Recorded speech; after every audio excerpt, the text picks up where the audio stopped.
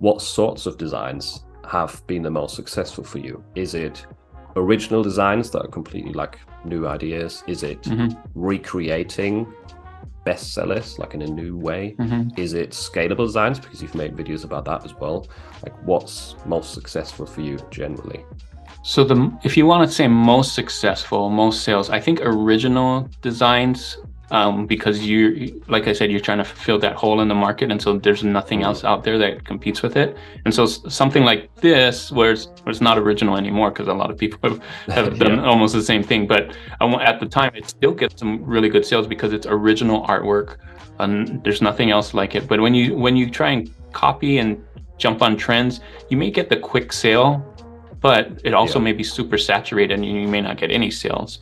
The scalable ones are nice if you're like at a higher tier and you just need to like bulk upload a bunch of stuff. So the scalable ones don't do as well, but they're there to kind of help you kind of pad your portfolio and get the onesie twosie sales to kind of get more sales overall, if that makes sense, right? Yeah, a few random ones.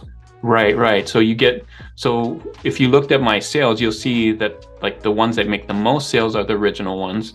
I wouldn't say copy, but the ones that are within like the trends kind of go here and there, and then the ones that that are scalable will get, you know, onesie twosies every day, but they're random, right? Like let's say for instance the year t-shirts.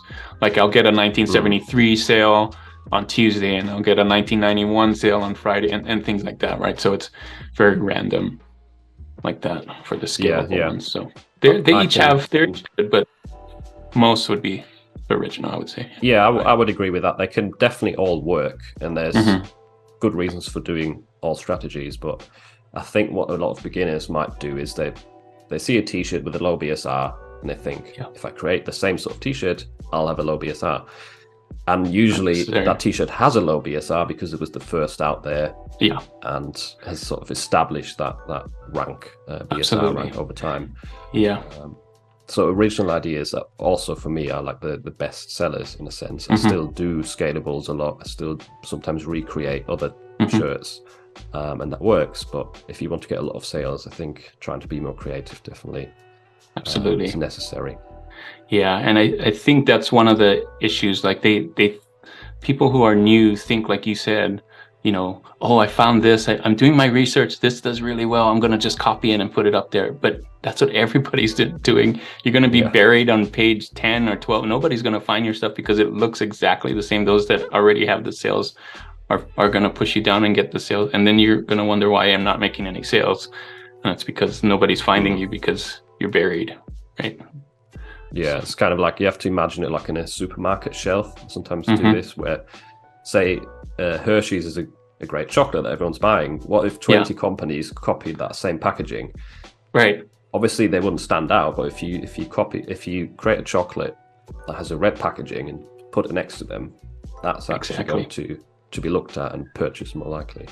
That's right. So don't try and copy the Hershey's chocolate. It's not that the topic or niche is dead, is that what you're presenting is not original and dead, right?